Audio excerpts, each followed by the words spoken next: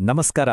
ಇವತ್ತು ನಾವು ನಮ್ಮ ಒಳಗಿನ ಪ್ರಪಂಚವನ್ನ ಅಂದ್ರೆ ನಮ್ಮ ಮನಸ್ಸನ್ನ ಹೇಗೆ ಅರ್ಥ ಮಾಡಿಕೊಳ್ಳೋದು, ಹೇಗೆ ಅದನ್ನ ನಮ್ಮ ಹಿಡಿತದಲ್ಲಿ ಇಟ್ಕೊಳ್ಳೋದು ಅನ್ನೋದ್ರ ಬಗ್ಗೆ ಒಂದು ಅದ್ಭುತವಾದ ತತ್ವವನ್ನ ನೋಡೋಣ. ಇದು ಕೇಳಿದ್ಮೇಲೆ ಬಹುಶಃ ಮನಸ್ಸಿನ ಬಗ್ಗೆ ನಮಗಿರೋ ಕಲ್ಪನೆಯೇ ಬದಲಾಗಬಹುದು.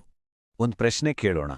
ನಮ್ಮ ಮನಸ್ಸಿದೆಯಲ್ಲ, ಅದು ನಮ್ಮ ಬೆಸ್ಟ್ ಫ್ರೆಂಡ್ ತರಾನ ಅಥವಾ ಯಾವಾಗ್ಲೂ ಹಠ ಮಾಡೋ ಒಂದು ಮಗು ತರಾನ? ಅಂದ್ರೆ ನಮ್ಮ ಕಂಟ್ರೋಲ್ನಲ್ಲಿದ್ಯಾ ಅಥವಾ ಅದರ ಪಾಡಿಗೆ ಅದು ಓಡ್ತಾ ಇದೆಯಾ? ಬನ್ನಿ, ಇದೇ ರೂಪಕವನ್ನಿಟ್ಕೊಂಡು ನಮ್ಮೊಳಗಿನ ಕಥೆಯನ್ನ ಅರ್ಥ ಮಾಡ್ಕೊಳ್ಳೋಕೆ ಪ್ರಯತ್ನಿಸೋಣ. ಸರಿ, ಹಾಗಾದ್ರೆ ಆಳವಾಗಿ ನೋಡೋಣ.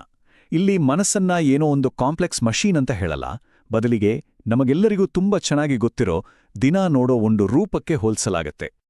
ನೋಡಿ, ಮನಸ್ಸು ಅಂದ್ರೆ ಟಿಕ್ಕೊಂದು ಮಗು ಇದ್ದಾಗೆ. ಅದರಲ್ಲಿ ಎಲ್ಲಿಲ್ಲದ ಶಕ್ತಿ, ಎಲ್ಲಿಲ್ಲದ ಆಸೆ ಇರುತ್ತೆ. ಆದ್ರೆ ಮುಂದೇನಾಗುತ್ತೆ ಅನ್ನೋ ಯೋಚನೆ, ಆ ದೂರದೃಷ್ಟಿ ಇರಲ್ಲ. ಒಂದು ಮಗು ಚಾಕ್ಲೇಟ್ ಬೇಕು ಅಂತ ಹಠ ಹಿಡಿಯುತ್ತಲ್ವಾ, ಅದರಿಂದ ಅಲ್ಲೂ ಹಾಳಾಗುತ್ತೆ ಅನ್ನೋ ಯೋಚನೆ ಅದಕ್ಕಿರಲ್ಲ. ನಮ್ಮ ಮನಸ್ಸು ಕೂಡ ಹಾಗೇನೆ. ಅದರ ಶಕ್ತಿ ಎಷ್ಟಿದೆ ಅಂದ್ರೆ, ಇವತ್ತಿನ ಡಿಜಿಟಲ್ ಯುಗದಲ್ಲಿ ಗಂಟೆಗಟ್ಲೆ ನಮ್ಮನ್ನ ಸ್ಕ್ರೋಲ್ ಮಾಡ್ತಾ ಕೂರ್ಸೋದು ಇದೇ ಶಕ್ತಿ. ಇಲ್ಲಿ ನೋಡಿ, ಈ ಹೋಲಿಕೆ ಎಷ್ಟು ಪರ್ಫೆಕ್ಟ್ ಆಗಿದೆ ಅಂತ. ಮಗು ಆತುರದಲ್ಲಿರುತ್ತೆ, ಮನಸ್ಸೂ ಅಷ್ಟೇ. ಮಗುವಿಗೆ ತಕ್ಷಣ ಖುಷಿ ಬೇಕು, ಮನಸ್ಸಿಗೂ ಅಷ್ಟೇ. ಒಂದು ಮಗುವಿಗೆ ಬೆಂಕಿ, ಹಾವು ಅಂದ್ರೆ ಭಯಕ್ಕಿಂತ ಹೆಚ್ಚಾಗಿ ಕುತೂಹಲ, ಆಕರ್ಷಣೆ ಇರುತ್ತಲ್ವಾ? ಹಾಗೆಯೇ ನಮ್ಮ ಮನಸ್ಸು ಕೂಡ ನಮಗೆ ಹಾನಿ ಮಾಡುವ ಚಟಗಳ ಕಡೆಗೆ ಸುಲಭವಾಗಿ ಆಕರ್ಷಿತವಾಗುತ್ತೆ.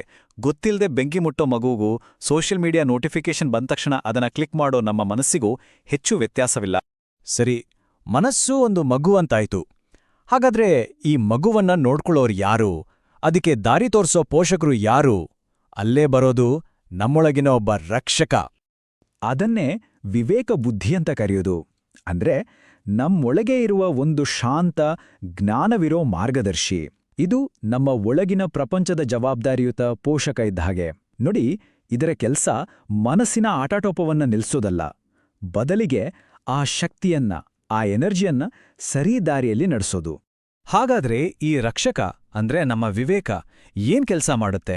ಇಲ್ನೋಡಿ, ಅದನ್ನ 4 ಸಿಂಪಲ್ ಸ್ಟೆಪ್ಸ್ ಆಗಿ ವಿಂಗಡಿಸಲಾಗಿದೆ.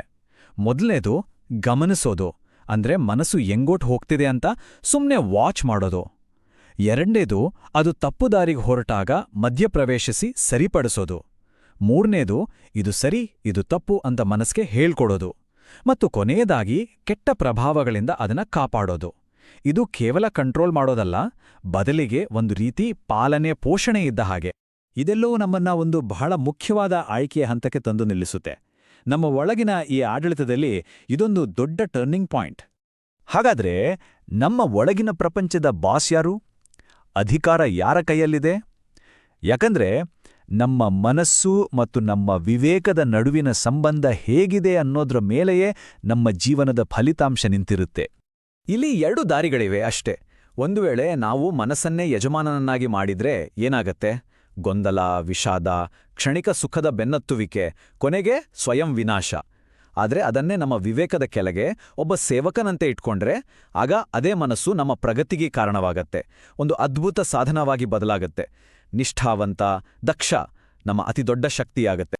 ಇದನ್ನೇ ಒಂದು ಅದ್ಭುತವಾದ ಮಾತಿನಲ್ಲಿ ಹೇಳಿದ್ದಾರೆ ನೋಡಿ, ಮನಸ್ಸಿಗಿಂತ ಉತ್ತಮ ಸೇವಕನಿಲ್ಲ ಮತ್ತು ಕೆಟ್ಟ ಯಜಮಾನನೂ ಇಲ್ಲ. ಇಡೀ ವಿಷಯದ ಸಾರಾಂಶವೇ ಈ ಒಂದು ಲೈನ್ನಲ್ಲಿದೆ ಅಲ್ವಾ? ಆಯ್ಕೆ ನಮ್ಮದೇ.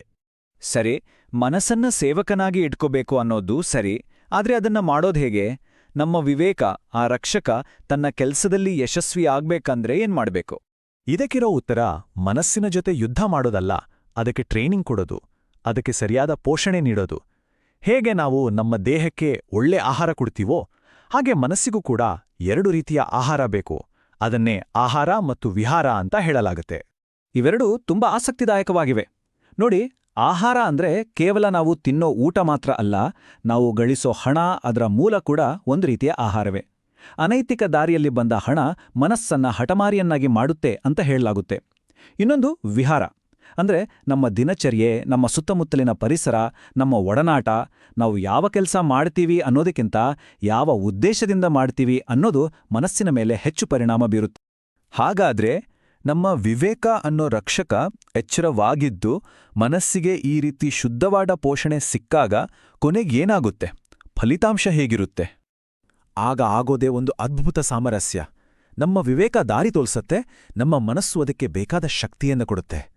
ಇವೆರಡೂ ಒಂದಾದಾಗ ನಮ್ಮೊಳಗೆ ಒಂದು ಸಮತೋಲನ ಸ್ಥಾಪನೆಯಾಗತ್ತೆ. ನಮ್ಮಲ್ಲಿ ಹಡಗಿದ್ದ ನಮಗೆ ಗೊತ್ತಿಲ್ಲದಿದ್ದ ಅಪಾರವಾದ ಶಕ್ತಿ ಹೊರಬರುತ್ತೆ. ಆಗ ಒಬ್ಬ ವ್ಯಕ್ತಿ ತನ್ನ ಆಂತರಿಕ ಸಾಮ್ರಾಜ್ಯಕ್ಕೆ ತಾನೇ ಅಧಿಪತಿಯಾಗ್ತಾನೆ. ಡೀಪ್ ವರ್ಕ್, ಕ್ರಿಯೇಟಿವಿಟಿ ಎಲ್ಲವೂ ಸಾಧ್ಯವಾಗೋದು ಇಂಥ ಒಂದು ಸ್ಥಿತಿಯಲ್ಲಿಯೇ. ಸೊ ಕೊನೆಯದಾಗಿ ಹೇಳಬೇಕಾದ್ದು ಇಷ್ಟೇ, ಸರಿಯಾದ ಮಾರ್ಗದರ್ಶನ ಸಿಕ್ಕ ಮನಸ್ಸು ಅದೊಂದು ತಡೆಯೋಕ್ಕಾಗದ ಶಕ್ತಿ. ಗುರಿ ಮನಸ್ಸನ್ನ ಸಾಯಿಸೋದಲ್ಲ, ಅದರ ಶಕ್ತಿಯನ್ನ ಸರಿಯಾದ ದಿಕ್ಕಿನಲ್ಲಿ ಹರಿಯುವಂತೆ ಮಾಡೋದು. ಹಾಗಾದ್ರೆ ಈ ಇಡೀ ವಿಶ್ಲೇಷಣೆಯ ಕೊನೆಯಲ್ಲಿ ನಾವೆಲ್ಲರೂ ನಮ್ಮನ್ನೇ ಕೇಳ್ಕೊಳ್ಬೇಕಾದ ಒಂದು ಪ್ರಶ್ನೆ ಇದೆ. ನಮ್ಮ ಒಳಗಿನ ಈ ಸಾಮ್ರಾಜ್ಯವನ್ನ ಆಳ್ತಿರೋದು ಯಾರು? ಆ ಹಠಮಾರಿ ಮಗುವೇ ಅಥವಾ ಅಜ್ಞಾನಿಯಾದ ರಕ್ಷಕನೇ?